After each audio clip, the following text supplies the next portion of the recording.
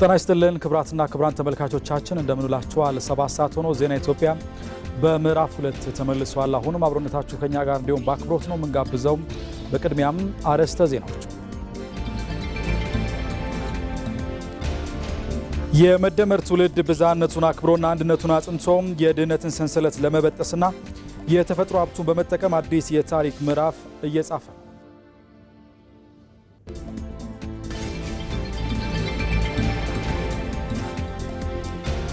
የዴሞክራሲ ስርዓት መገለጫ በሆነው የምርጫ ሂደት ላይ ዜጎች ንቁ ተሳትፎ ማድረግ ይጠበቅባቸዋል።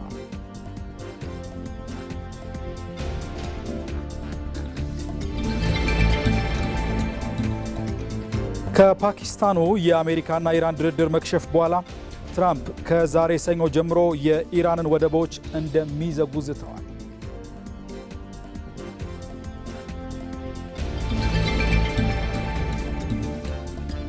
ከስፖርት በእንግሊዝ ፕሪሚየር ሊግ የ32ኛ ሳምንት መርሃ ግብር ጨዋታዎች ማንቸስተር ሲቲ፣ ሰንደርላንድ እና ክሪስታል ፓላስ ተጋጣሚዎቻቸውን አሸንፈዋል። ከዜናዎቹ ጋር አሸናፊ እንዳለ ከእናንተ ጋር ቆይታ አደርጋለሁ። እናንተም አብራችሁ እንድትሆኑ በአክብሮት ነው የምንጋብዘው። በማይበገር ማንነት ፈተናዎችን ተቋቁሞ ኢትዮጵያን ከከፍታዋ ላይ ለማስቀመጥ የሚተጋ ትውልድ ተፈጥሯል። ኢትዮጵያንም ባለፉት 8 ዓመታት ብዙ ፈተናዎችን አሳልፈው ዛሬ በትንሳኤ ምዕራፍ ላይ ናቸው። አቤል ሙሉጌታ ተጨማሪ አዘጋጅተዋል።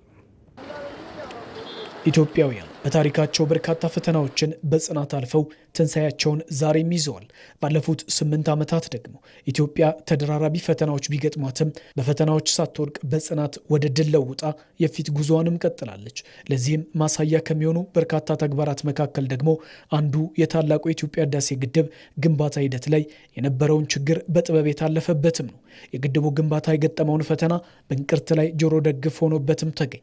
ተሰራ የተባለው ሁሉ ችግር ሲሆን ታዲያ ኢትዮጵያውያን ፈተናውን በድል ተሻግረው ህዳሴን ለትንሳኤው አብቅተውታል። ከ8 ዓመታት በፊት ያኔ ግድቡ የቴክኒክና በዲፕሎማሲ ፈተናዎች ተከቦ ወዲህ ደግሞ የፋይናንስ ጫናዎችን ተቋቁሞ ዛሬ ላይ መቋጫውን እንዲያገኝ የተደረገበት ጥረት ኢትዮጵያ በማንኛውም ሁኔታ ውስጥ ሆና ትልልቅ ህልሞቿን ማሳካት እንደምትችል ማሳያም ሆኖላታል። የመንግስትና የሁሉም ኢትዮጵያውያን ሚና የህዳሴ ትንሳኤ በጉባ እንዲበሰርም አድርጓል። ይህም ለኢትዮጵያውያን ብቻም ሳይሆን ኢትዮጵያውያን ለጥቁር ህዝብ ያበሰሩት ገድል የተመዘገበበት የታሪክ ምዕራፍም ሆነ። ዛሬ ፈጣሪ የመረጠው ትውልድ መሆን ስለቻል ታሪክ ሰርተን ታሪክ ላይ ቆመን ለማውራት በቅተናል። ህዳሴ ለኢትዮጵያ ብቻ ሳይሆን ለጥቁር ህዝቦች በሙሉ ምድር እስክትሰበሰብ ታሪክ ሆኖ የሚኖር ታላቅ ገድል ነው። ኢትዮጵያውያን በትብብር የህዳሴ ግድብን በዓለም ፊት አጠናቀው የጨለማው ዘመን መሻገሪያና መውጫ አዲስ አቅም ማድረጋቸው ዓለምን አስገርሟል። እንዴት አደረጉት ብለው በአድናቆትም አውርተውበታል። ነገሩ የዳግም አድዋ ማሳያ የአይበገሬ ህዝብ መታያ ስለመሆኑ መስክረዋል። The population of Ethiopia is over 100 million, right. And only I think just over 50% of their population have access to electricity. የኢትዮጵያ ህዝብ ብዛት ከ100 ሚሊዮን ተሻግሯል። ከዚህ ውስጥ ወደ ግማሽ የሚጠጋው የኤሌክትሪክ ኃይል አያገኝም። ስለዚህ የህዳሴ ግድብን ገነቡ። በጣም የሚገርመው የገነቡበት ፋይናንስ የተገኘበት መንገድ ነው። ዓለም አቀፍ የገንዘብ ተቋማት ለግድቡ ፈንድ በሚጠየቁበት ጊዜ እምቢተኝነታቸውን በመግለጻቸው ኢትዮጵያን ወደ ራሳቸው ተመልሰው ገንዘብ ማሰባሰብ ጀመሩ። ዜጎች ቦንድ በመግዛት እንዲሁም ገንዘብ በመለገስ እውን አደረጉት። ከ2 ቀን በፊት በምርቃቱ ላይ ለጠቅላይ ሚኒስትር አብይ ምን አልኩት? ይህ የ21ኛው ክፍለ ዘመን አድዋ ነው። አድዋ በ1888 ኢትዮጵያውያን የጣሊያንን ጦር ድል ያደረጉበት ነው። አድዋ የፓን አፍሪካኒዝም ሐሳቢ መነሻ ነው። የዚህ ድል ዳግም ማስታወሻ አድዋ ነው። በሰሜን ኢትዮጵያ የተከሰተው ጦርነት፣ ያጋጠመው የኮቪድ-19 ወረርሽኝና ድርቅ በሀገር ህልውና ላይ ከፍተኛ ስጋት ደቅነውም ነበር። ሆኖም ኢትዮጵያውያን እነዚህን ፈተናዎች እንዴት አለፉ የሚለው ነው ቁም ነገሩ። ልዩነቶችን ወደ ጎን በመተው ሀገራዊ ሉዓላዊነትን በማስቀደም ብሎም ድርቅና ወረርሽኝን ለማለፍ የተደረገው የአንድነት ትብብር ትልቁን ከፍታም ይይዛል። እነዚህን ሀገራዊ ፈተናዎች ተቋቁማ ኢትዮጵያ በዳግም መነሳት ቁመና ላይም እየተጓዘችም ትገኛለች። የኢትዮጵያ የኢኮኖሚ ሪፎርምና መዋቅራዊ ለውጥ ሀገሪቱ ካለችበት የዕዳ ጫናና የውጭ ምንዛሬ ጥረት በመቅረፍ ያደረገችው የስኬት ጉዞ ሀገራዊ የኢኮኖሚ ትንሳኤ ገጽታ አመላካችም ነው። ይህም የኢትዮጵያን ብልጽግና በጽኑ መሰረት ላይ ገንብቶ የሚገባትን ቦታ እንድትይዝ ለማድረግ የትብብር መንፈስን የሚሻ የትግል ውጤት ነው። በ2032 የኢትዮጵያ ኢኮኖሚ ቢያንስ ከአፍሪካ ሁለተኛው ኢኮኖሚ ይሆናል።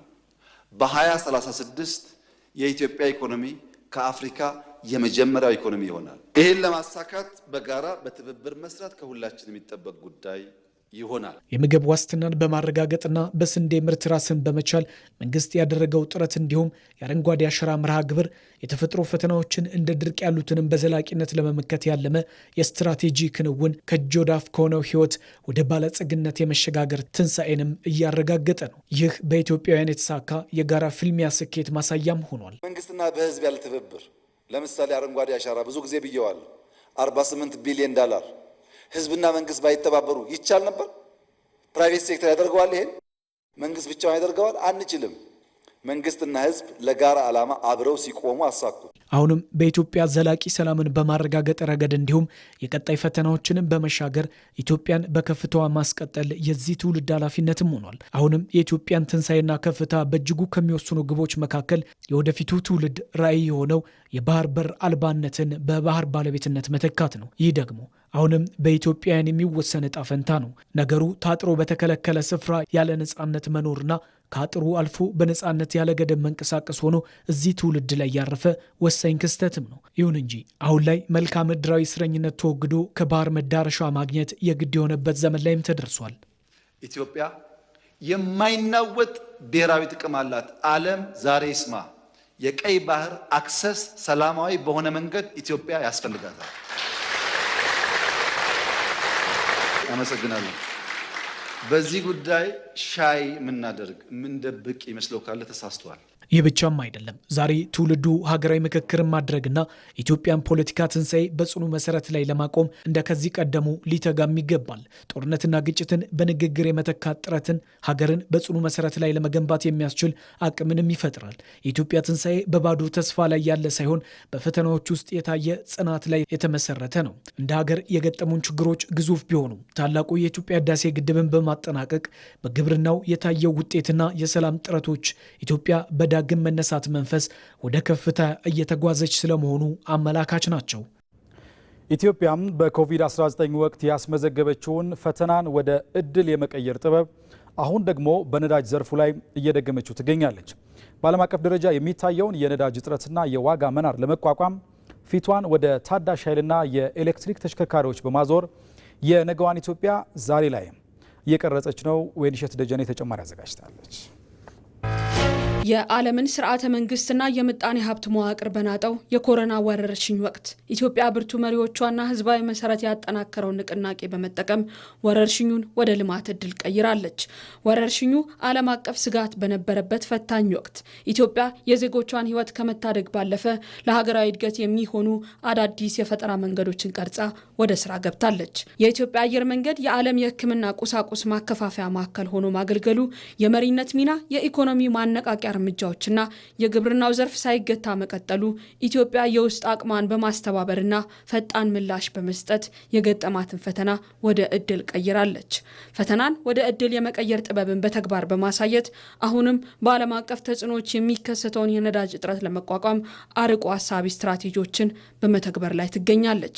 ይህ ስትራቴጂካዊ እቅድ በወረቀት ላይ ብቻ ሳይወሰን በማንኛውም ዓለም አቀፋዊም ሆነ አህጉራዊ ተጽዕኖዎች ውስጥ የማይበገር የምጣኔ ሀብትና የማህበራዊ መዋቅር መገንባት እንደሚቻል በተግባር ተረጋግጧል። የኮቪድ-19 ወቅትን በትብብርና በጽናት የተሻገረችው ኢትዮጵያ በተለያዩ ጊዜያት በዓለም አቀፍ ተጽዕኖዎች የሚከሰተውን የነዳጅ እጥረት በተመሳሳይ ጥንካሬ መቅረፍ ችላለች። እንደመጣው ነው አይደቂቃም አልቆየው። ለቦቴ ቅድሚያ ነው ተብሎ ጠይቄ ሄድኩ። መጣው መኪናውን ይዤ መጣው። ያው እየቀዳው ነው። ስለዚህ ያለው ነገር ጥሩ ነው። ቅድሚያ መስጠቱ ያው የተወሰነ እንደ ጊዜ ሁኔታ ብቻ ወረፋ እየጠበቅን በስርዓቱ እየተስተናገዱ ነው። እኔ አሁን መራገፍ ከጀመረበት ሰዓት ጀምሮ እየተቀዳ ነው። ወረፋ ይዤ አሁንም እየተራገፈ እኔም እየቀዳው ነው። በጥሩ ሁኔታ እያስተናገዱ ነው። ቁጠባ ለሚለው ለምሳሌ ቤት ውስጥ ከባለቤቴ ጋር አንድ መኪና ነው የምንጠቀመው፣ አናባክንም እና ሁሉም ሰው እንደዚሁ ኤክስትራ ነገር ባለማድረግ ረዥም ጉዞዎች ባለመጓዝ የችግር እስኪፈታ ድረስ እርዳታ ወይም መተባበር ቢያደርግ ለራስ ነው የሀገር ጉዳይ ስለሆነ ብዬ ገምታለሁ። ነዳጅን በቁጠባ ከመጠቀም ባለፈ የአረንጓዴ ኢኮኖሚ መገንባትና የነዳጅ ተሽከርካሪዎችን የጥገና ጊዜያቸውን ጠብቆ ማካሄድ ለብክነት መቀነስ ወሳኝ ሚና አለው። የመንግስት በወሰደው እርምጃ ብዙ የኤሌክትሪክ ተሽከርካሪዎች ወደ ሀገር ውስጥ ገብተዋል። ስለዚህ ከነዳጅ ተሽከርካሪ ወደ ኤሌክትሪክ ተሽከርካሪ መጠቀም ያስፈልገናል። በዚህ አይነት ሁኔታ መጠቀም እንችላለን። ደግሞ ተሽከርካሪዎቻችን ደግሞ እንዴት ነበር የምንጠቀመው? ከዚህ በፊት የነዳጅ ችግር ስላልነበረ በሊትር ትንሽ ኪሎ ሜትር የሚሄዱ ተሽከርካሪዎቻችን ዝም ብለን እናሽከረክር ከነበረ፣ አሁን ግን ሰርቪስ ጊዜያቸውን ጠብቆ ሰርቪስ እንዲደረጉ ማድረግ፣ እንደገና ደግሞ የሚያጨሱ ከሆነ ኦቨርኦል እንዲደረጉ ማድረግ። እንግዲህ እነዚህ ትናንሽ ነገሮች ይመስላሉ፣ ነገር ግን በሀገር አቀፍ ደረጃ የነዳጅ አጠቃቀማችን ላይ ለውጥ የሚያመጡ ነገሮች ናቸው እና ይህን ማድረግ አለብን። የመደመር መንግስት የዓለምን ተለዋዋጭነት ለማስተናገድ በእጅጉ ዝግጁ በመሆን የማይበገር የኢኮኖሚ ግንባታን ቅድሚያ ሰጥቶ እየሰራ ነው። በዚህ ሂደት ውስጥ የአረንጓዴ ኢኮኖሚን ለመገንባት የተያዘው ውጥን አካል ለሆነው የኤሌክትሪክ ተሽከርካሪዎች ኢንቨስትመንትም ማበረታቻ አድርጓል። አሁን ላይ በዓለም ላይ የተከሰተው የጂኦፖለቲካ ውጥረት በዜጎች ላይም ጫና እንዳያሳድር መንግስት በነዳጅ ላይ ድጎማ ከማድረግ ጎን ለጎን እንቅስቃሴዎች ሳይገቱ ፈተናን በጥበብ ለማለፍ የሚያስችሉ ተግባራትን እያከናወነ ነው። እንግዲህ መንግስት ዝም ብሎ የኤሌክትሪክ ተሽከርካሪ ግዙ፣ በጋዝ የሚጠቀም ተሽከርካሪ ግዙ ብቻ ሳይሆን ማበረታቻዎቹን ማስቀምጦ ነው። ከኤሌክትሪክ አንጻር ሀገር ውስጥ የሚገጣጠሙ ከሆነ ታክስ የለውም። ከውጭ ያልቆ የሚገባ ከሆነ በጣም ትንሽ ታክስ ነው። በጣም 5% ያልበለጠ ታክስ ነው የሚከፍሉት። የተፈጥሮ ጋዝ ተጠቃሚ ከሆኑ ምንም ታክስ አይከፈልም። ቅድም የዘነጋሁት ከ100 በላይ የኤሌክትሪክ ተሽከርካሪና እንዲሁም ትንንሽ ሚኒባሶች እና የራይድ ተሽከርካሪ በተጨማሪ 2000 አውቶቡሶችም ከናፍጣ ተጠቃሚነት ወደ ጋዝ ተጠቃሚነት እየተቀየሩ ነው ያሉት አሁን አዲስ አበባ ውስጥ። እነኚህ የመንግስት ምን ያህል ቀድሞ ነገሮችን እንደሚያይ ኢትዮጵያ ፈተና ላይ እንዳትወድቅ እያሰበ የሚሰራ መንግስት መሆኑን ያሳያል። እንፈተናለን፣ ግን ከሌሎች ሀገሮች አንጻር ኢትዮጵያ በተሻለ ደረጃ ነች ማለት እንችላለን። የኤሌክትሪክ ተሽከርካሪን ከማበረታት አንጻር፣ በነዳጅ የሚሰራ አውቶሞቢል ወደ ኢትዮጵያ እንዳይገባ ከማድረግ አንጻር ኢትዮጵያ በዓለም የመጀመሪያው ሀገር ነች እና ይሄ የመሪያችንን አርቆ አስተዋይነት ነገን የማየት ችሎታውን የሚያመላክትና ለእንደዚህ አደጋዎች አገር እንዳትጋለጥ ማድረግን በተጨባጭ ያየንበት ነው። መንግስት ቀድሞ በወሰደው እርምጃ በተለይም በአዲስ አበባ የኤሌክትሪክ የብዙኃን ትራንስፖርት ተሽከርካሪዎች እንዲሰማሩ መደረጉ በተለያዩ ጊዜያት ለሚፈጠር የነዳጅ እጥረት ትልቅ መፍትሄም ሆኗል። የተወሰደው እርምጃ ግን እንደዚህ አይነት ችግሮች በሚገጥሙበት ጊዜ ራሳችንን ችለን ለማውጣት የታሰበና አገርን በቀጣይነት ለመምራት የታቀዱ የእቅዶቹ አካል ጭምር መሆኑን መውሰድ ጥሩ ነው ብዬ አስባለሁ። ከዛ አንጻር አሁን እነዚህ ኤሌክትሪክ መኪናዎች ቁጥራቸው በተለይ ከአውቶቡስ አንጻር 100 ቢሆኑም ሌሎች ብዙ ሞዳሊቲዎች አሉ። ቬሎሲቲን ብቻ መውሰድ ይቻላል። ቬሎሲቲ ካሁን በፊት በቀን 110 ሺህ እስከ 115 ሺህ እስከ 20 ሺህ ነው የሚያነሳው። አሁን ሺፍትን በማጠፍ ሰራተኞቹን በማወያየት የበለጠ ቁርጠኝነት በትጋት እንዲሰሩ በማድረግ እስከ ምሽቱ 4 ሰዓት 5 ሰዓት በመስራት ከ100 እስከ 140 ሺህ በላይ ሰው የማንሳት ስራ ነው እየተሰራ ያለው። ኢትዮጵያ ለነዳጅ ግዢ በየዓመቱ የምታወጣውን በአማካኝ የ4.5 ቢሊዮን ዶላር ከፍተኛ ወጪ ለመቀነስ የመደመር መንግስት አረንጓዴ ኢኮኖሚን ግንባታን ስትራቴጂ ቀርጾ እየተገበረ ይገኛል።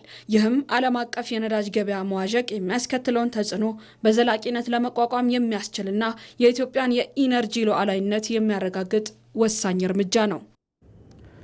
ኢትዮጵያም በአረንጓዴ ኃይል ላይ በሰራቻቸው ስራዎች ውጤት እያመጣች ነው። በተለይም በታዳሽ ኃይል በሰፊው በመስራቷ በዓለም አቀፍ ደረጃ የሚያጋጥሙ ፈተናዎችን እንድትቋቋም አድርጓታል። አባዲ ወይናይ ኢትዮጵያ ለአረንጓዴ ኃይል ትኩረት በመስጠት ያላትን አቅም አውጥታ እየተጠቀመች ትገኛለች። አሁን ላይ ኢትዮጵያ ከ96 በመቶ በላይ የምትጠቀመው ኃይል ከታዳሽ ምንጮች የሚገኝ ነው። ይህም በዓለም አቀፍ ደረጃ በአረንጓዴ ልማት ተጠቃሽ እንድትሆንና የኃይል ሉዓላዊነቷን እንድታረጋግጥ እያስቻለ ነው። የታዳሽ ኃይል ወይም የአረንጓዴ ኃይል ምንጮችን በማስፋፋት ከውጭ የሚገባውን የነዳጅ ፍጆታ በመቀነስ የኃይል ዋስትናን የማረጋገጥ ስራዎች በስፋት እየተከናወኑ ነው። ይህም የተፈጥሮ ሚዛንን በጠበቀ መልኩ ኢትዮጵያ እድገቷን እንድታፋጥን ያስችላል። እኛ በ21ኛው ክፍለ ዘመን አጋማሽና ከዚያ በኋላ ኢትዮጵያ ውስጥ አፍሪካ ውስጥ እድገት እንዲመጣ የምናስበው ተፈጥሮን በሚጎዳ መልክ ሳይሆን ከተፈጥሮ ጋር በስምምነት ተፈጥሮን ሳንነካ የሚረጋገጥ እድገት ለማምጣት ነው። ለዚያ ሁነኛው መድኃኒት ደግሞ ክሊን ኢነርጂ ላይ ማተኮር ነው። ኢትዮጵያ ከውጭ በሚገባ ነዳጅ ላይ ያላትን ጥገኝነት ለመቀነስ የጀመረችው የኤሌክትሪክ ተሽከርካሪዎች ፖሊሲና የታዳሽ ኃይል ልማት ፕሮጀክቶች አሁን ለተከሰተው ዓለም አቀፍ የነዳጅ ቀውስ እንደ ዋነኛ መውጫ መንገድ እየታዩ ይገኛሉ። ይህም መሰል ችግሮችን ለመሻገርና ሉዓላዊነትን ለማጽናት በአረንጓዴው የኃይል ልማት በጽናት መጓዝ የግድ መሆኑን አመላካች ነው። በኢትዮጵያ 140 ሺህ የሚደርሱ በኤሌክትሪክ የሚሰሩ ተሽከርካሪዎች ይገኛሉ። ይህም ከነዳጅ ጥገኝነት ለመላቀቅና የትራንስፖርት ዘርፉ በሚፈጠሩ የዓለም አቀፍ የነዳጅ ፍሰት መስተጓጎል እንዳይጎዳ ያግዛል።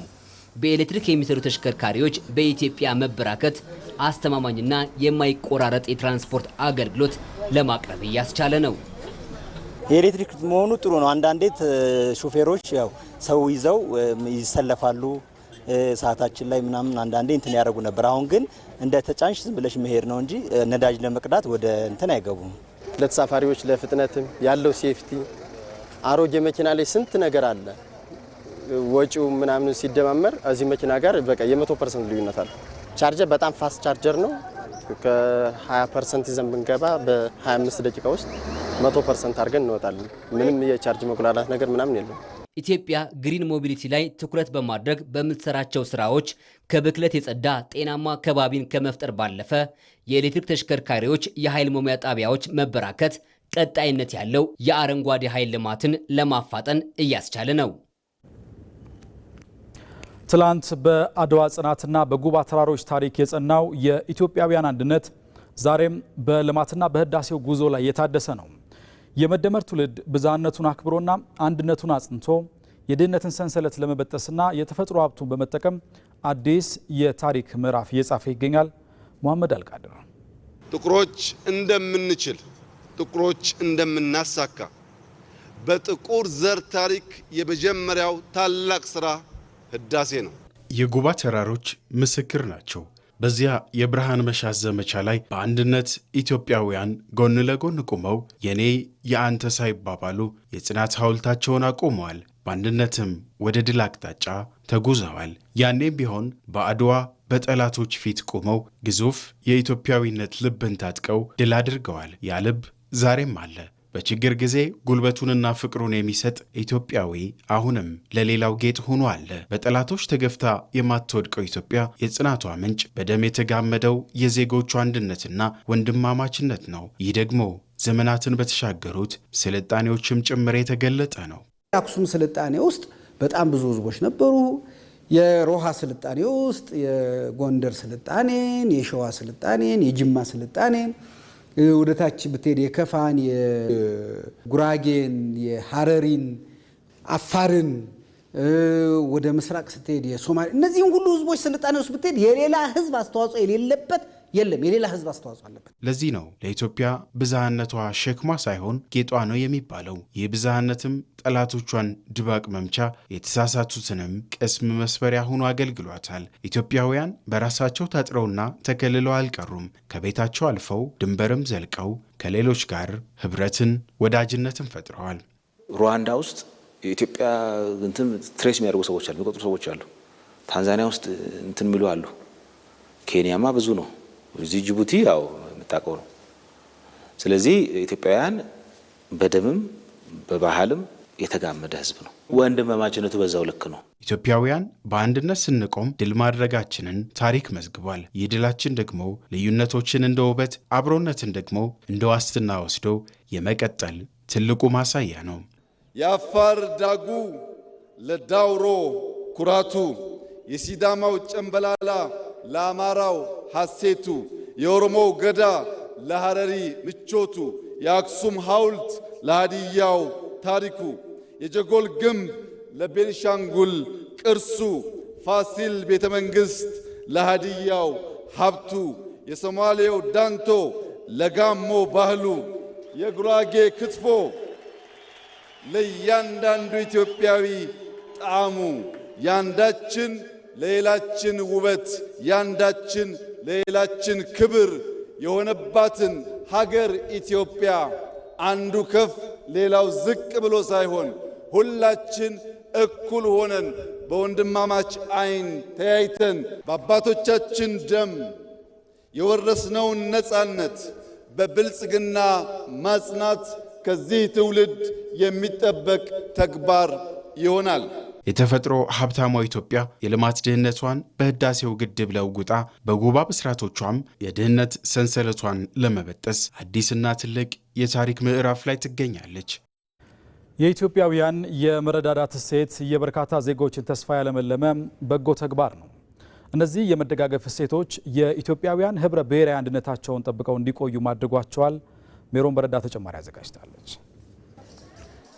የኢትዮጵያውያን የመረዳዳት ባህል መሰረቱ እጅግ የጠለቀና ከዘመናት በፊት የተገነባ ማህበራዊና መንፈሳዊ ትስስርም ጭምር ያለው ነው።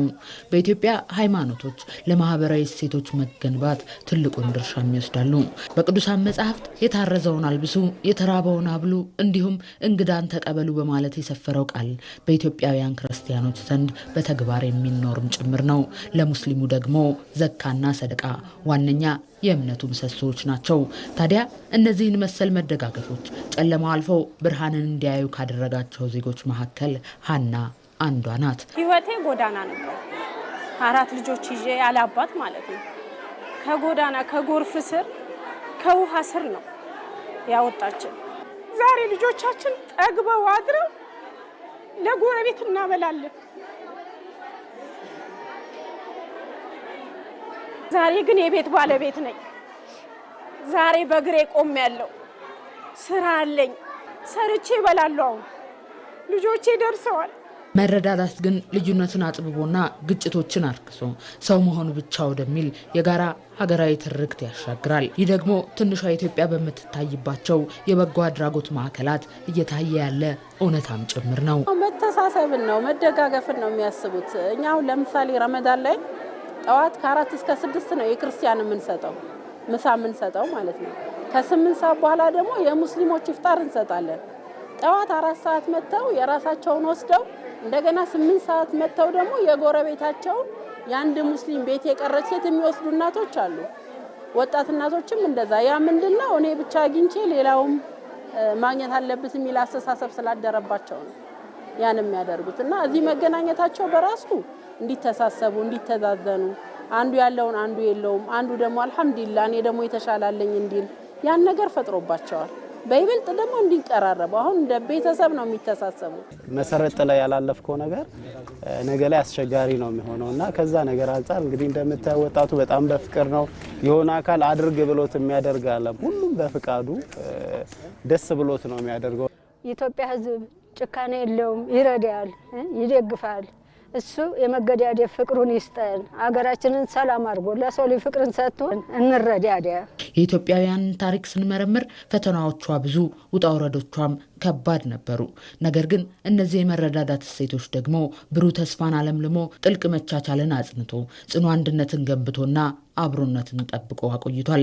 የማዕድ ማጋራትና የመረዳዳት ባህል ለበዓላት ብቻ የሚተው የሰሞነኛ ስሜት ሳይሆን የኢትዮጵያውያን የህብረ ብሔራዊ አንድነታቸው የዘላለም መሰረትም ነው። ለዚህ ደግሞ ማህበረሰብ ላይ ትኩረት አድርጎ መስራት ቀዳሚው መንገድ ይሆናል።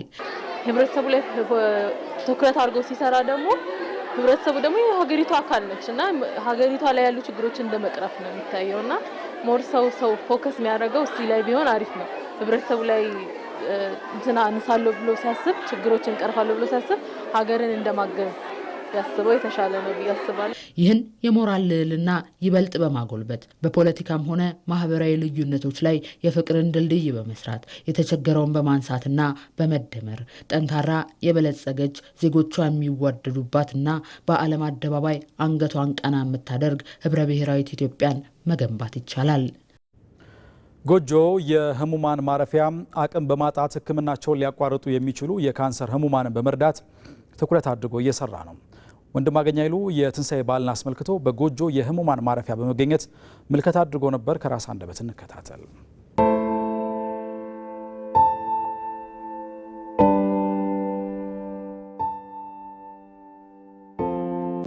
ስሜ ስንታየው ወርቁ እባላለሁ። ጎጆ አቅም የሌላቸው ህሙማን ማረፊያ አስተባባሪ።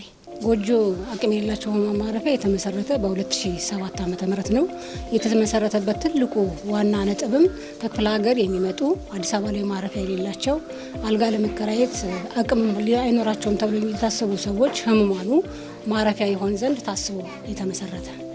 ጎጆ ላይ የሚያርፉ በዋናነት ህክምናው ላይ ያሉ ናቸው። ከኬዝ አንጻር አብዛኞቹ የካንሰር ታማሚ ናቸው። ምናልባት ይህ እንደዚህ አይነት ማረፊያ ባያገኙ ህክምናቸውን ሊያቋርጡ የሚችሉ ሰዎች ህክምናቸውን ማካሄድ እንዲችሉ ማረፊያ ነው የሚሆነው ማለት ነው። ሰኞ፣ ሮብና አርብ ከማረፊያው ባሻገር በሜምበሮቹ ወይም በመስራቾቹ መዋጮ አማካኝነት በሳምንት 3 ቀን የምገባ ፕሮግራምም ነበረ ለእነዚህ ህሙማን። በዋናነት ግን ሲመሰረት ማረፊያው ላይ አተኮሮ የተመሰረተ ነው። ጎጆ አቅም የሌላቸው ህሙማን ማረፊያ 52 አልጋዎች አሉት። 52ቱ አልጋዎች ውስጥ እንደየኬዛቸው የቆይታ ጊዜያቸው አጭር እና ረጅም አለ። በአማካኝ ግን በወር ውስጥ በትንሹ ወደ 150 ሰው በአንድ ወር ውስጥ ያገለግላል። ይህን እንግዲህ በ12 ስናባዛው በአመት ውስጥ በጣም ብዙ የሆኑ ህሙማን ቤተሰቦቻችን በማረፊያነት የሚገለገሉበት ተቋም ነው ማለት ነው። አሁን ላይ ግን ብዙ ሰዎችን ወደ ጎጆ ምልከታ እንዲያደርጉ ከአንዱ አንዱ እንዲነጋገሩ እንዲሁም ጎጆ ኢትዮጵያ የሚል ፌስቡክ ፔጅ ላይ በትንሹም ቢሆን አናውንስ በማድረግ ሌሎቹ እየመጡ እንዲጠይቁ እግዚአብሔር ይማራችሁ እንዲሉ የምገባ ፕሮግራም እየያዙ እንዲመግቡልን የተለያዩ ቁሳቁሶችንም እንዲያግዙ ለምሳሌ የጽዳት ማቴሪያሎች ለእናቶች የሞዴስ ለገላ መታጠቢያ የንጽህና መጠበቂያዎች የሆኑትን ነገሮች በተለያዩ ደጋግ ኢትዮጵያውያን እየታገዝን እየሰራን ነው ያለን። ጎጆ ላይ ያሉ ቤተሰቦቻችን ትላንትና አራሽ ሆነው ለእኛ ሲተርፉ የነበሩ ባሉበት በየተለያየ ከነሱ ተርፎ እኛን ስንጠቀምበት የነበሩ ሰዎች ናቸውና እነዚህን ሰዎች ተንከባክቦ ወደ ቀያቸው መመለስ እንደ ጎጆ አይነት ወይም ጎጆ ብቻ በቂ አይደለም። እንደ ጎጆ አይነት ከችግሩ ስፋት አንጻር ብዙ መመስረት አለበት ብለን እናስባለን። ለዚህም ደግሞ ደጋግ እና አቅም ያላቸው ኢትዮጵያውያን አይጠፉም ብለን እናስባለን። ነገር ግን ልክ እንደ ጎጆ ሌሎችም ተጨማሪ ቢሆኑ የወገኖቻችንን ችግር በጋራ ለመቅረፍ ለመተጋገዝ ጥሩ ነው ብዬ አስባለሁ። በእውነት ወገን ሆኖ ሰው ሆኖ ወገንን መርዳት ትልቅ እርካታ አለው፣ መግለጽ አይቻልም። በእውነት ይህንን መጠን የእርካታ መጠንና እንደ 2 ቦታ 3 ቦታ ያላቸው ሰዎች ወደ ህሙማን ማረፊያ ድርጅት ቢቀየር ከሀገራዊ አንጻርም በጣም ትልቅ ጠቀሜታ አለው። ለህክምና ሲመጡ አዲስ አበባ ላይ ማረፊያ የሌላቸውን ማገዝ ቀላል ሚና አይደለምና ሌሎቹም በዚሁ በጎጆ አይነት ቢሄዱ መልካም ነው እላለሁ።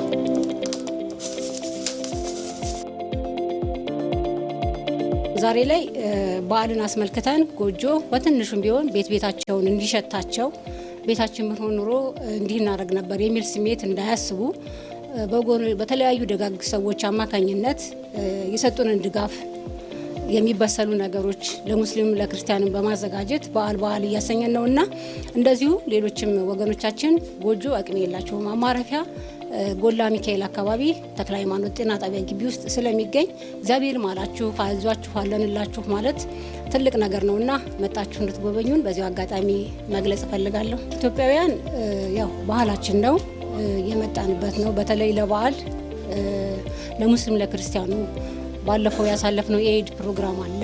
አሁንም እንደዚሁ ፋሲካን እያከበርን እንገኛለንና በፊትም ቢሆን ኢትዮጵያውያን መረዳዳት ባህላችን ነው።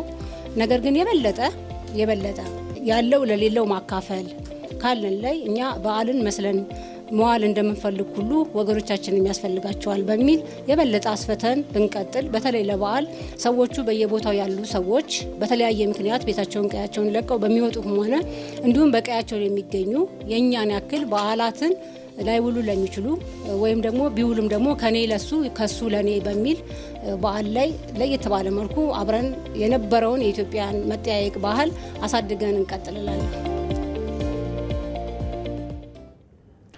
ትንሣኤ ማለት የጨለማ መሸነፍ፣ የተስፋ መለምለም ነው። ጅብ በሚገፋው ስብርባሪ በር ስር ልጆቻቸውን በስጋት የሚያሳድሩት እናት በወጣቱ በጎ አድራጊ ዛሬ የሞት ድባብ ከቤታቸው ተገፎ የትንሣኤውን ብርሃን ተቀብለዋል። ጉዳዩን ሄለን ተስፋዬ በዝርዝር ትነግረናለች።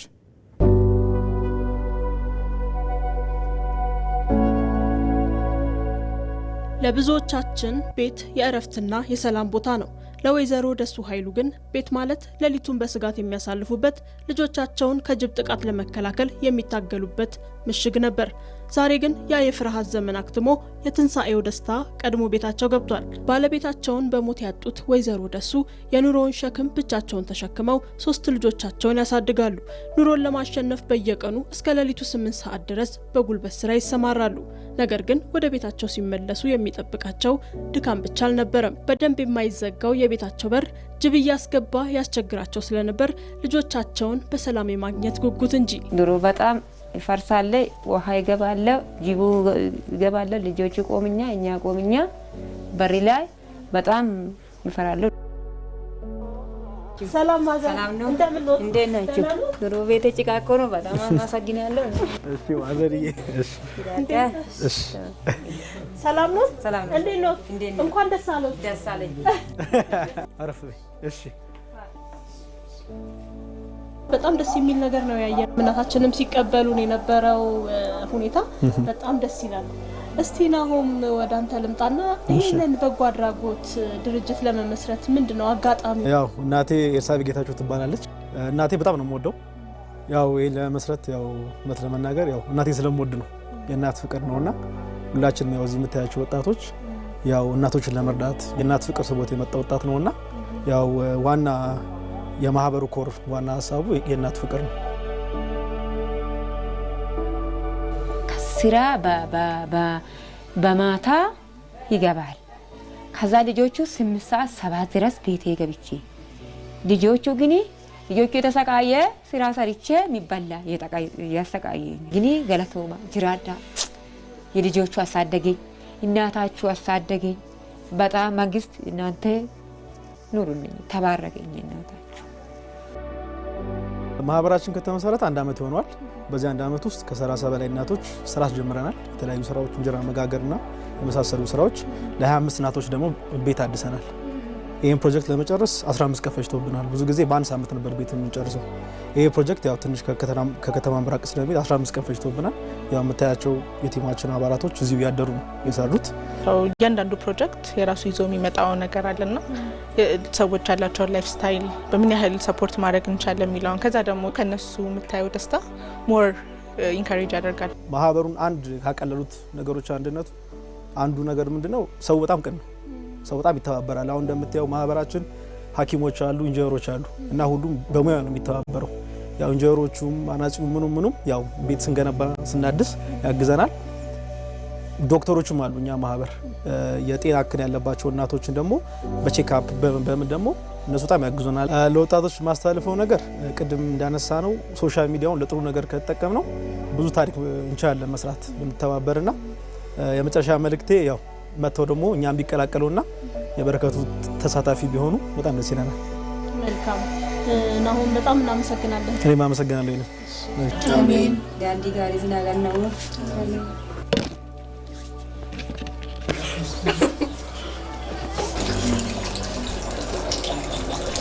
ይህ የምታዩት የደስታ ድባብ እንግዲህ የአንዲት እናት የዓመታት የቤት እጦት ስቃይ አክትሞ በደስታ መተካቱን የሚያበስር ነው። ዛሬ በዚህ የታደሰ ቤት ውስጥ የሚጠጣው ቡና በደስታ እንባ የታጀበ ነው። ምክንያቱም በውስጡ የምስጋናና የደስታ ምርቃት ታክሎበታል። ከጎኔ የሚገኘው ወጣት ናሆም ግርማና ለእናቶች በጎ አድራጎት አባላቶች ይህንን የ25ኛ ቤት ምርቃት እያስመረቁ ይገኛሉ። እኛም የታዘብነው ትልቁ እውነት በጎነት የሰውን ልጅ ልብ እንዴት እንደሚያለመልም ነው። በዙሪያችን ላሉ እናቶች መከታ መሆንን ከናሆም ተምረን እኛም በደስታቸው የምንሳተፍበት በዓል ይሆንልን። መልካም የትንሣኤ በዓል።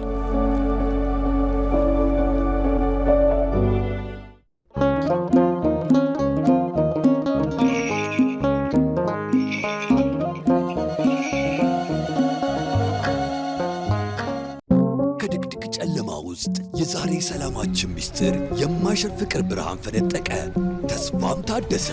በቀራንዮ ላይ ታየ። የፍቅር ብርሃን ሁሌም የትም አንድ ያደርገናል፣ በፍቅር ያስረናል፣ በመተሳሰብ ይገምደናል። እንኳን ለብርሃነ ትንሣኤው በሰላም አደረሰን።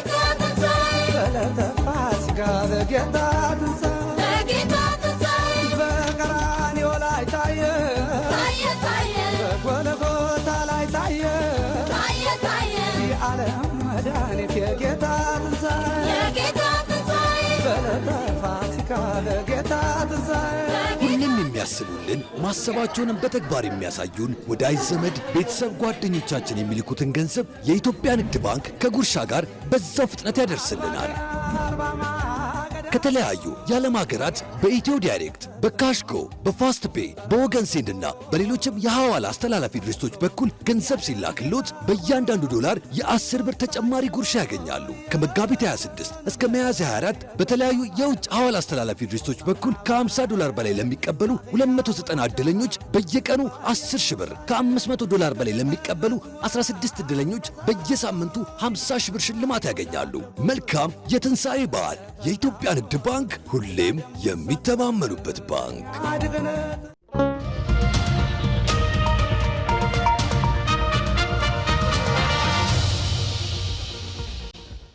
ከኢትዮጵያ ቴሌቪዥን በቀጥታ ስርጭት ወደ እናንተ እየደረሰ የሚገኘው ዜና ኢትዮጵያ እንደቀጠለ ነው።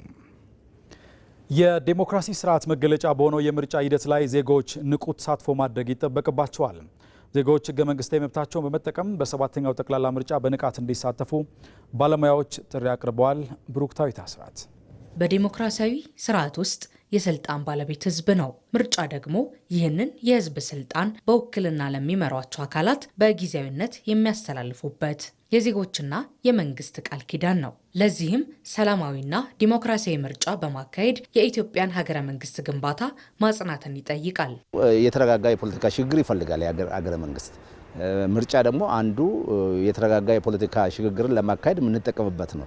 የህዝብ ተሳትፎ ህዝብ በፖለቲካ ተሳትፎ ውስጥ የሚገልጽበት ይሁንታን የሚሰጥበት ስለሆነ ህዝብ የመረጠው ፓርቲ ደግሞ የተሻለ ፖሊሲ ያለው ፓርቲ ነው አገርን የሚመራው። ያ የተሻለ ፖሊሲ ያለው ፓርቲ ደግሞ ምንም ጥያቄ የለውም የተጠናከረ አገረ መንግስትን የተጠናከረ ተቋማትን ይመሰርታል፣ ይመራል። ስለዚህ የተረጋጋ አገር ይኖረናል፣ የተረጋጋ አገረ መንግስት ይኖረናል ማለት ነው። ለኢትዮጵያ የዲሞክራሲ ስርዓት ግንባታ መጎልበት በምርጫ ሂደት የዜጎች የነቃ ተሳትፎ ወሳኝነት አለው። በህዝብ የተመረጠና ህዝብን የሚያገለግል መንግስት እንዲመሰረትና ለኢትዮጵያ የዲሞክራሲ ስርዓት ግንባታ መጎልበት በሚካሄደው ሰባተኛው ጠቅላላ ምርጫ ሂደት ዜጎች በንቃት መሳተፍ አለባቸው። ኃላፊነት አለበት ዜጋ መብት ብቻም አይደለም፣ የውዴታ ግዴታ ነው መምረጥ። ስለዚህ ምርጫ ደግሞ ህዝቡ ወጥቶ መምረጥ አለበት። መብቱም ነው ግዴታውም ነው። እንደገና አንድ ድምፅ እኔ ቢቀር ምን ችግር አለበት የሚለውንም መተው አለበት። አንድ ድምፅ ዋጋ ስላለው ዜጎች እምነት የሚጥሉበት ትረስት የሚያደርጉት አካል ነው ተመርጦ ሀገሪቱን የሚመራውና ከዛ አንጻር ያ የሚመጣው መንግስት ህዝብ የማይመርጠው ከሆነ በራሱ የሚመጣ ከሆነ ህዝቦች የማያውቁትና የማያምኑት ከሆነ ወይም ደግሞ የራሱ አጀንዳ ያለው ከሆነ ሀገር ትፈርሳለች። ሀገር ከፈረሰች ሁሉ ነገር አለቀ አይደለም። ያ እንዳይሆን ዜጎች ምን ማድረግ አለባቸው? መምረጥ አለባቸው። ዜጎች መሳተፍ አለባቸው። ምርጫ ላይ ተሳትፎ ድምጹን ሰጥቶ የሚሆነውን አካል ፕሮግራም ያለውን አሳማኝ ፕሮግራም ያለውን አካል መምረጥና ሀገር ዜጎች በሰላም ወደፊት እንዲቆዩ እንዲዘገዩ የማድረግ ስራ የመስራት የሁሉም ዜጎች ኃላፊነት ነው ብዬ ነው የማስበው። ለሰባተኛው ጠቅላላ ምርጫ ዜጎች የመራጭነት ካርድ በመውሰድ የዜግነት ግዴታቸውን እየተወጡ ይገኛሉ። ያለማንም አስገዳጅነት እድሜው የደረሰ ዜጋ ሁሉ የመራጭነት ካርዱን በመውሰድ የሀገሪቱን መጻኢ ዕድል የመወሰን ታሪካዊ ኃላፊነት አለበት። እኔ መርጬ ህብረተሰቡም እንዲመርጥ ነው የምፈልገው። ምክንያቱም ይበጀኛል፣ ያስተዳድረኛል ወደፊት ብሎ አስቦ መምረጥ አለበት። አሁን የምርጫ ክርክሮች አሉ። እነሱን በማዳመጥ ትክክለኛውን እንዲመርጥ መልእክቴን የማስተላልፈው።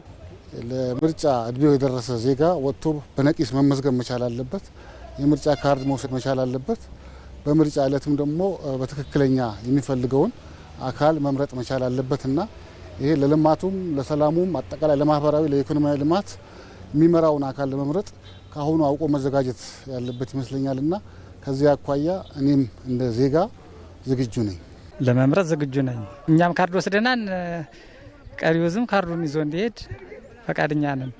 ህዝቡ በፈቃዱ መጡ ካርዱን ይዞ ሄዶ ግንቦት 24 የሆነኛን ያስተዳድረኛል የሚለውን መንግስት እንዲመርጥ ፈቃደኛ ሆኖ መቅረብ አለበት ህዝብ። የኢትዮጵያን ሀገረ መንግስት ግንባታ ይበልጥ ለማጽናትና ሰላማዊ የስልጣን ሽግግርን ለማረጋገጥ በመጪው 7ኛው ጠቅላላ ምርጫ የዜጎች የነቃ ተሳትፎ ወሳኝ ነው።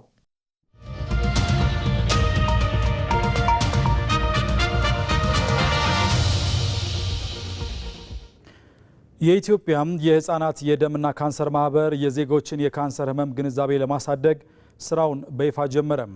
ኢትዮጵያ እንደ አውሮፓውያን አቆጣጠር በ2029 80 በመቶ የሚሆኑ ዜጎቿ ስለ ካንሰር ግንዛቤ እንዲኖራቸው ለማድረግ አቅዳለች። መሀሪ አለሙ አቶ አህመድ ዩሱፍ ከደቡብ ወሎ እንዲሁም አብዱልቃድር ሀጂ ገመዳ ከምስራቅ ሐረርጌ የልጆቻቸው ጤና በጥቁር አንበሳ ስፔሻላይዝድ ሆስፒታል አገናኝቷቸዋል።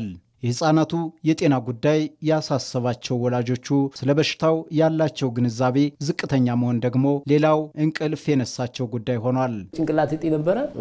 የእጢው ወደ ደም ካንሰር ጨምሮበታል ተለውጦበታል ስለተባለ ያሳደረው ጫና ሀሳብ ነው። ያው አንድ ልጅ ይዘን መጣን። ሌላውን ቤተሰብ እንዴት ይሆናሉ? እንደገና ደግሞ እሱም እንዴት ነው ይድንልኛል? ይሄ የታመመው ይድን ይሆን አይድን ይሆን የማለት አብሽር ይድናል እየተባል ሆስፒታሉ ይድናል ችግር የለም እናንተ ብቻ በትዕግስት ከቆያችሁበት ተተከታተላችሁ ይድናል እያሉን እያበሸሩን፣ በዚህ ምክንያት እኛም ነፍሳችን እያዳንን እየተቀምጠን እያሳከምን እያለ ይሄው ልጁም ሽሮልናል። ይሄ ህመም በደንብ ሰምተን አናቅም። ይሄ ካንሰሩ ምን እንደሆነ አናቁም። እንደዚህ የሚጎዳ ነገር አልመሰለንም። ለሰው ለማናገር እና እንደ ሌላ ህመም መስሎን እንፈራለን። እንደዚህ ያመኛል ብለው አይናገርም። በቃ እኛ ይረበሸናል። አሁን ላይ በሆስፒታል እየተደረገላቸው በሚገኘው ሕክምና የህፃናቱ ጤና እየተመለሰ የወላጆቹም ተስፋ የለመለመ ሆኗል። ጤና ሁኔታ በፊት ያለቅስም ነበር፣ ሌሊትም ያጮህ ነበር፣ ያስቸግረኝ ነበር፣ ያለቅስ ነበር። አሁን ላይ ደህና ነው። ለምን ደህና ይበላል፣ ሁሉን ነገር ደህና እየተጠቀመ ነው። ለራሱ እየተንቀሳቀሰ እየሄደ ነው። ምን ያደረገን ልጁ ዳነ። አሁን 20 ነው የቀራ እንጂ 180 ድኗል ልጁ ብሎ እኛም አልሐምዱሊላህ ብለን ተቀበለናል። አልሐምዱሊላህ ዳና ነው በደንብ። የዜጎችን ጤና ለማረጋገጥ መንግስት እንደ አውሮፓውያን አቆጣጠር በ2029 80 በመቶ የሚሆነውን የህብረተሰብ ክፍል ስለ ካንሰር ምንነትና የመከላከያ መንገዶችን ግንዛቤ እንዲኖረው ታቅዶ እየተሰራ ነው። ኢትዮጵያ ውስጥ ባደረግነው ጥናት ለምሳሌ አንድን የልጆች የካንሰር ህክምና ሰርቪስ ለማግኘት ሚኒመም 6 ሰዓት ተጉዘ ነው የምታገኘው። ለምሳሌ እንበልና የደም ካንሰር ህክምና 3 ዓመት ነው የሚፈጀው። 6 ሰዓት የሚፈጅ ጉዞ በየጊዜው ለ3 ዓመት እያደረግ የምትቀጥለው ነገር አይደለም። ስለዚህ ምን ያስፈልገናል? ኦኬ ሰርቪሱን ኤክስፓንድ ማድረግ አለብን። መንግስት ያወጣው የካንሰር ፖሊሲ ያለ በ2029 ላይ 80% የኢትዮጵያ ህዝብ ስለ ካንሰር አዌርነስ እንዲኖረው ማድረግና በተጨማሪ ደግሞ 50% ጤና ባለሙያ አትሊስት በዛ ሌቭል ላይ ያለው ካንሰርን አውቀው ወደ ካንሰር ፋሲሊቲዎች እንዲደርሱ የሚያደርግ ፖሊሲ ቀርጿል። ከዛ ፖሊሲ ጋር በተገናኘ እኛ ከሚኒስትሩ ጋር በመሆን ያንን እነዚህ የጤና ባለሙያዎችን የምናስተምርበትን ማኑዋል ጋይድላይን በማዘጋጀት ላይ እንገኛለን። በሐኪሞች ተነሳሽነት የተቋቋመው የኢትዮጵያ የህፃናት የደምና ካንሰር ማህበር የካንሰርና ተያያዥ ህመሞች ያሉባቸው ህፃናትን ለመታደግና ግንዛቤ ለመፍጠር በማለም ተቋቁሞ እየሰራ ይገኛል። በዘርፉ በተደረጉ ጥናቶች በተለይ በገጠራማ አካባቢዎች የሚገኙ ዜጎች መሰል የካንሰር የህክምና አገልግሎት ለማግኘት ረዥም ርቀት መጓዝን ጠይቋቸዋል። ኢትዮጵያ ውስጥ በየአመቱ ከ6000 እስከ 8000 ልጆች በየአመቱ በካንሰር ይያዛሉ። ከ6000 እስከ 8000 ልጆች። ከዛ ውስጥ ግን ወደ ህክምና ተቋማት እየመጡ ያሉት ከ2000 የማይበልጡት ናቸው። ከአድቮኬሲ ወይም ደግሞ ማህበረሰብን ከማሳወቅ በተጨማሪ እየሰራን ያለነው ሌላኛው ስራ ደግሞ ምንድነው? ሰርቪስ ኤክስፓንሽን ወይም ደግሞ የህፃናት የካንሰር ህክምና የሚሰጥባቸውን ቦታዎች በትንንሽ በተወሰኑ ቦታዎች ላይ ያለውን ተቋማት ወደ ብዙ ቦታዎች ፈጠሩ በማድረግ በአቅራቢያቸው ሕክምናውን የሚያገኙበትን ሚንስ ለመፍጠር የብዙ ባለሙያዎችን ማፍራት ላይ ተጨማሪ ስራ እየሰራ ይገኛል። ከሰሞኑ በአዲስ አበባ ሰንጋተራ አካባቢ ስራውን የጀመረው የኢትዮጵያ የህፃናት የደምና ካንሰር ማህበር የኦሮሚያ ክልል ቱሪዝም ኮሚሽን ኮሚሽነር ሌሊሴ ዱጋን አምባሳደር በማድረግም የስራ ርክክብ አድርጓል። በደቡብ ምዕራብ ኢትዮጵያ ህዝቦች ክልል በተያዘው የበልግ እርሻ ከ400 ሺህ ሄክታር በላይ መሬት እየለማ ይገኛል። በአሁኑ ወቅት የሚስተዋለው የዝናብ ስርጭት ለእርሻ ስራቸው ለአርሶ አደሮቹ ምቹ ሁኔታን ፈጥሮላቸዋል። ሰለሞን ባረና በደቡብ ምዕራብ ኢትዮጵያ ህዝቦች ክልል በልግ አብቃይ ከሆኑ አካባቢዎች አንዱ በካፋ ዞን የጊምቦ ወረዳ ነው። በወረዳው የሾምባ ሻካ ቀበሌ አርሶ አደሮችም ለምርት ዘመኑ ማሳቸውን በተገቢው አዘጋጅቶ አሁን ላይ ዘር በመዝራት ላይ ናቸው። ኢቢሲ ያነጋገራቸው የቀበሌው አርሶ አደሮች አሁን ላይ የሚስተዋለው የዝናብ ስርጭት የተስተካከለ መሆን ለእርሻ ስራቸው ምቹ ሁኔታን ፈጥሯል። የተስማማ ነው። መሬቱና ዝናቡ ተስማምቶልናል። ያው አሁን ዛሬ ለምርት ለዝግጁነት እኛም ተዘጋጅተናል፣ እየዘራን ነው። ዘንድሮ መጋቢት ላይ ዘር ጀምረናል። እስከ ዛሬ መጋቢት ላይ አይጥልም ነበረ። መጋቢት ላይ ዘር ጀምረናል። የምንሰራው እንደዚህ 5 ላይ እንደምታዩት ተደራጅተን እየሰራን ያለ ነው። በአካባቢያቸው የበቆሎ ሰብል በስፋት እንደሚመረት የገለጹት አርሶ አደሮቹ በተያዘው የበልግ እርሻ ወቅትም በሄክታር እስከ 80 ኩንታል ምርት ለማግኘት ጥረት በማድረግ ላይ ናቸው። ለምርት ዘመኑ በቂ የሆነ የአፈር ማዳበሪያና ምርጥ ዘር እንደቀረበላቸውም ተናግረዋል። ከበልግ ማዳበሪያና ዘር አቅርቦት አንጻር ዘንድሮ እጅግ በወቅቱ በእጃችን ይዘናል። ሁላችንም አንድም ሰው ሳይነጣጠል በፊት አካባቢ ላይ የዘር እጥረት ነበረን፣ የማዳበሪያ እጥረት ነበረ። እጅግ ህብረተሰቡም ያው ይቸገር ነበረ። በዘንድሮ ግን ወቅት የተሻለ የዘር አቅርቦትም አለን። የተሻለ ዳፕም ዩሪያም በወቅቱ የተቀበለን አሁን ሁላችንም በየቤታችን ይዘን የምንገኘው። የጊምቦ ወረዳ ዋና አስተዳዳሪ አቶ ትብብሩ አሰፋ በበኩላቸው የወረዳው አርሶ አደሮች ከግብርና ስራቸው የተሻለ ተጠቃሚ እንዲሆኑ የሜካናይዜሽን እርሻን የማስፋት ስራ ላይ ትኩረት ተሰጥቷል። አርሶ አደሩ በራሱ ጊዜ ነው በራሱ ቆጥቦ በራሱ ወደ ሜካናይዜሽን ትራክተር መግዛት እየገባ ነው። በራሱ አሁን ሙሉ ፓኬጅ ዘር እስከ ግብዓት እስከ ማዳበሪያ እየወሰደ ነው። ይሄ ደግሞ ፍላጎት በጣም እንደኛ ወረዳ በጣም ከፍ ያለ ነው። ምናልባት ከግብዓት አጠቃቀም ጋር ከሜካናይዜሽን ጋር ተያይዞ ያሉ ተግዳሮቶች በአርሶ አደሮቻችን አይታዩም። እኛም ደግሞ እርሻውን እያዘመንን ከባህላዊ አሰራር ዘዴ ወደ ዘመናዊ ያሸጋገርን የምንሄድበት ሁኔታ ላይ አሁን በደረስንበት በጣም የተሻለ ነው ብሎ መውሰድ ይቻላል። የደቡብ ምዕራብ ኢትዮጵያ ህዝቦች ክልል ምክትል ርዕሰ መስተዳድርና የግብርና ቢሮ ኃላፊ አቶ ማስረሻ በላቸው በምርት ዘመኑ ከ124 ሺህ ሄክታር በላይ ማሳም በኩታ ገጠም የአስተራረስ ዘዴ እንደሚለማ ገልጸዋል። የኩታ ገጠም ስራ አብሮ ከሜካናይዜሽን ጋር የሚሄድ ነው። አብዛኛው ሜካናይዜሽን ፋርሞቻችን ያሉት ኩታ ገጠም ባሉበት አካባቢ ላይ ነውና ላቅ አድርገን ማቀድ አለብን ብለን ወደ 124 ሺህ ሄክታር አካባቢ ነው አጠቃላይ ከ415 ሺህ ውስጥ በኩታ ገጠም መልማት አለበት ብለን ያቀድ ነው። አሁን ባለው ሁኔታ እስከ 110 ሺህ ሄክታር የሚሆን በኩታ ገጠም ማረስ ጀምረናል። በዛ ረገድም የኩታ ገጠም እቅዳችን እስካሁን ባለው እስከ 88% አካባቢ ደርሷል። በቀጣይ ቀናቶች ውስጥ ካቀድነውም በላይ ክላስተሪንግ እርሻን ላቅ አድርገን መምራት የምንችልበት ሁኔታ እየተፈጠረ መሆኑን ነው ያየነውና በጥቅሉ እንግዲህ የበልግ ስራን በሚመለከት ይሄን 415800 ሄክታርን በተሻሻለ አካሄድ በኩታ ገጠምም እንዲሁም በሰፋፊ የግለሰብ እርሻዎችም ታክሎበት በአርሶ አደር አካባቢም ያለው ምርትና ምርታማነትንም በማሻሻል በአመቱ ከዚህ ከ16 ሚሊዮን ኩንታል በላይ ምርት እናገኛለን ብለን ነው አቅደን እየሰራን ያለነው። በምርት ዘመኑ የታለመውን እቅድ ስኬታማ ለማድረግ በየደረጃው የተቀናጀ ርብርብ እየተደረገ እንደሚገኝም ተመላክቷል። የቄለም ወለጋ ዞን አርሶ አደሮች በአካባቢያቸው ያለውን የተፈጥሮ ሀብት በአግባቡ በመጠቀም በሙዝ ልማት ስራ ተጠቃሚ ለመሆን እየሰሩ ነው። ሀምራይት ብርሃኑ ተጨማሪ አዘጋጅታለች። የቄለም ወለጋ ዞን ተፈጥሮ በደን በውሃ በለም አፈርና በማዕድን ያደለው አካባቢ ነው። ይህንን የተፈጥሮ ስጦታ ከጠንካራ ስራ ጋር በማዋሃድ የአካባቢው አርሶ አደሮች ኑሯቸውን መቀየር ጀምረዋል።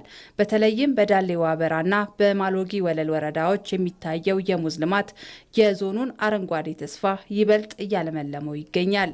ኑይ አባወራ ሸንት ሚጃታና ይህንን ሙዝ እያለማን የምንገኘው 56 አባወራዎች ነን። በአንድነት ጠንክረን ከሰራን ጥሩ ውጤት እናገኛለን ብለን ነው እየሰራን ያለነው። ከዚህ በፊት የተከልነው ሙዝ ያልተመረጠ ዘር ስለነበር ምርት አላገኘንበትም። ይህኛው ግን ሌሎች አርሶ አደሮች ሞክረውት ምርት ያገኙበት ስለሆነ ተስፋ አድርገንበታል።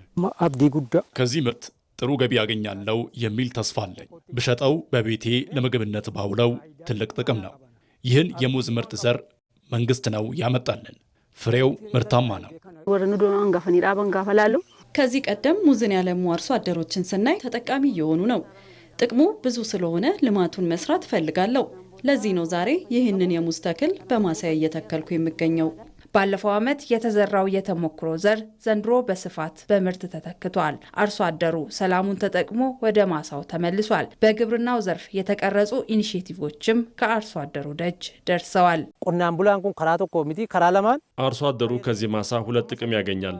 አንድም ምርቱን ይሸጣል፣ ሁለትም ደግሞ ስሩን ነቅሎ ለችግኝነት ይሸጣል።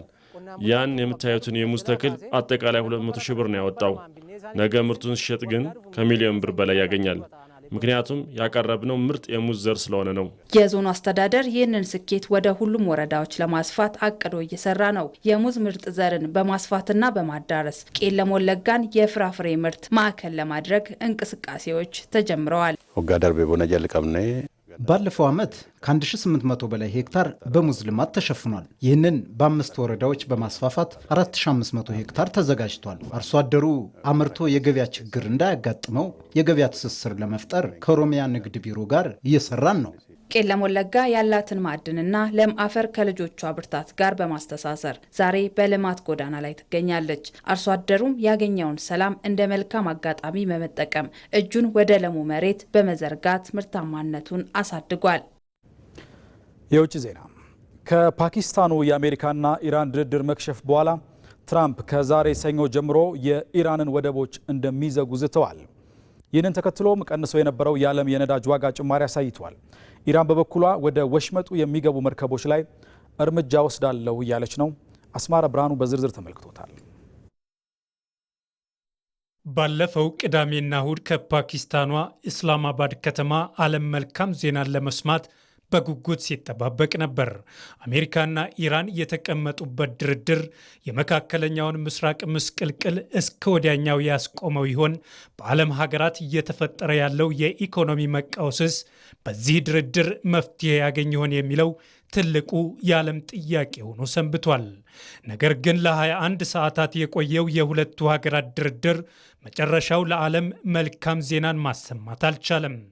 የድርድሩን አለመሳካት የአደራዳሪዋ ሀገር የፓኪስታን ጠቅላይ ሚኒስትር ሼህባዝ ሻሪፍ ያሳዝናል፣ ያሰብነው አልተሳካም፣ ሁለቱ ሀገራት ስምምነት ላይ ሊደርሱ አልቻሉም ሲሉ መጥፎውን ዜና ለዓለም ይፋ አድርገዋል። አሜሪካንና ኢራንን በድርድሩ ላያስማሟቸው የሚችሉ ነጥቦች ጥቂት እንደማይሆኑ ቀድሞውንም ተንታኞች ሲተነብዩ ነበር። በዋናነት ኢራን ኒውክሌር ለማበልጸግ ያላት ፍላጎትና አሜሪካ ደግሞ ይህንን እንድታቆም የሚለው አቋም ለስምምነቱ አለመሳካት እንደተሰጋው ዋናው ምክንያት ሆኗል። ከድርድሩ መክሸፍ በኋላም የአሜሪካው ፕሬዝዳንት ዶናልድ ትራምፕ ባደረጉት ንግግር ኢራን አሁንም የኒውክሌር ፍላጎት እንዳላት በእስላማባዱ ድርድር ወቅት አስታውቃለች ብለዋል። ከዚህ በፊትም ከቴህራን ጋር የተደረገው የቀጥታ ንግግር ያልተሳካው ቴህራን የኒውክሌር ፍላጎቶቿን ለመተው ፍቃደኛ ሳትሆን በመቅረቷ መሆኑንም ትራምፕ እንዲሁ ጠቅሰዋል። ባለፈው ረቡዕ ዕለት አሜሪካና ኢራን የሆርሙዝ የባህር ወሽመጥን ለመክፈትና የ2 ሳምንታት የተኩስ አቁም ስምምነት ላይ ከደረሱ በኋላ የነዳጅ ዋጋ እስከ $91 ወርዶ ነበር። አሁን ከድርድሩ መክሸፍ በኋላ ትራምፕ ከዛሬ ሰኞ ጀምሮ የኢራንን ወደቦች ለመዝጋት መዛታቸውን ተከትሎ የነዳጅ ዋጋ በበርሜል $100 በላይ መሆኑ ተስተውሏል። በዓለም አቀፍ የነዳጅ ንግድ ላይ ወሳኝ ሚና ያለውን የሆርሙዝ ወሽመጥ ላይ ምንም አይነት የመርከቦች እንቅስቃሴ እንዳይኖር አሜሪካ እንደምትዘጋ ማስታወቋ የቀጠናውን ፍጥጫ እንዳያባብሰው ስጋት ደቅኗል።